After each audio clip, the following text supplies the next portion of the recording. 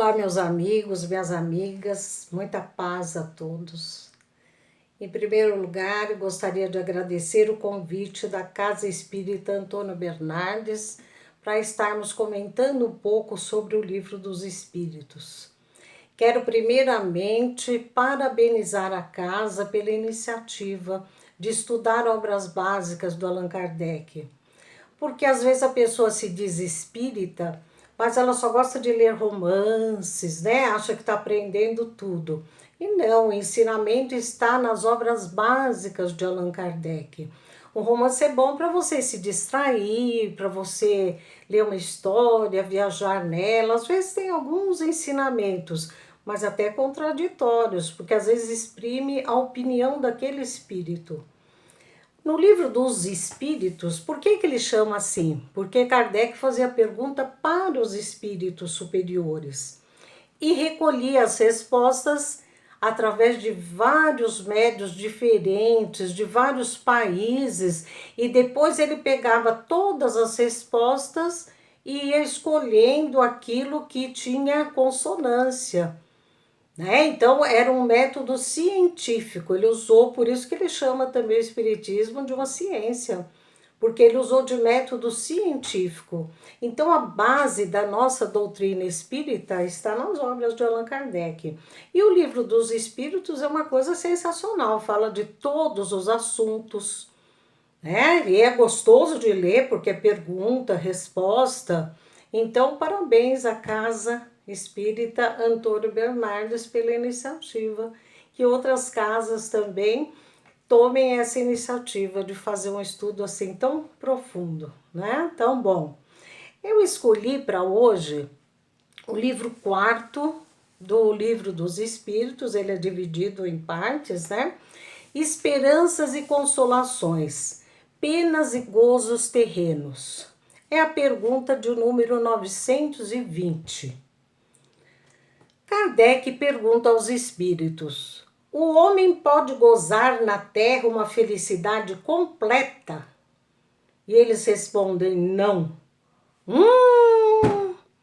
Será que nós viemos aqui só para chorar e sofrer?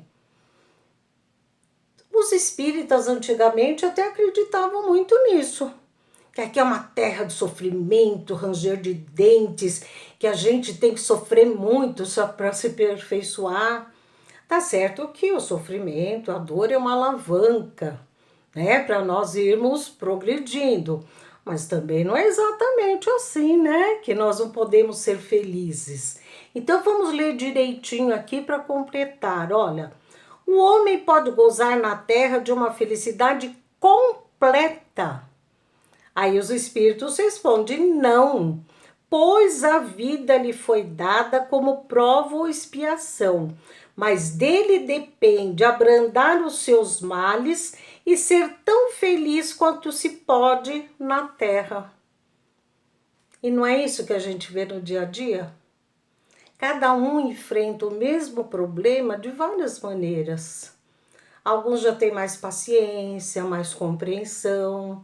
E para isso a doutrina espírita nos ajuda muito, não ajuda mesmo? Quando você compreende que esse momento aqui é passageiro. O que são anos encarnados aqui diante da eternidade? Então tudo passa. E se a gente tiver calma, compreensão, resiliência, nós vamos aproveitando cada vez mais as oportunidades, não é mesmo? Na pergunta seguinte, 921, Kardec pergunta: concebe-se que o homem seja feliz na Terra quando a humanidade estiver transformada, mas enquanto isso não se verifica, pode cada um gozar de uma felicidade relativa? Aí, resposta dos espíritos: o homem é, na maioria das vezes, o artífice de sua própria infelicidade. Praticando a lei de Deus, ele pode poupar-se de muitos males e gozar de uma felicidade tão grande quanto comporta sua existência no plano grosseiro. Quer dizer, ele está falando diretamente o quê? Do livre-arbítrio que cada um de nós tem. Diante de uma mesma situação, você pode tomar vários caminhos, várias atitudes. Aí é hora de usar a inteligência a nosso favor, usar todo o aprendizado que nós já tivemos e pensar muito bem antes de agir, não é mesmo? O homem bem compenetrado do seu destino futuro não vê na existência corpórea mais do que uma rápida passagem.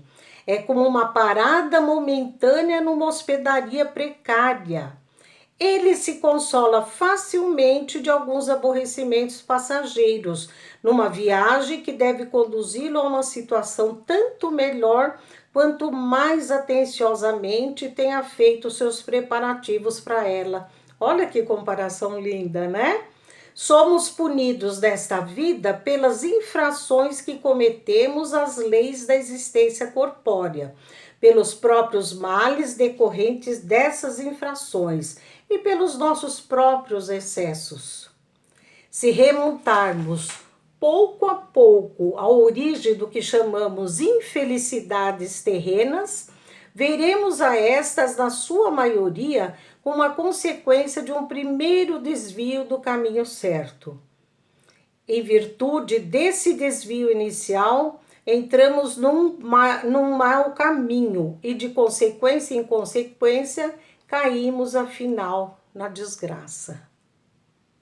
Espero ter despertado em você a vontade de ler o resto do capítulo. É muito bom.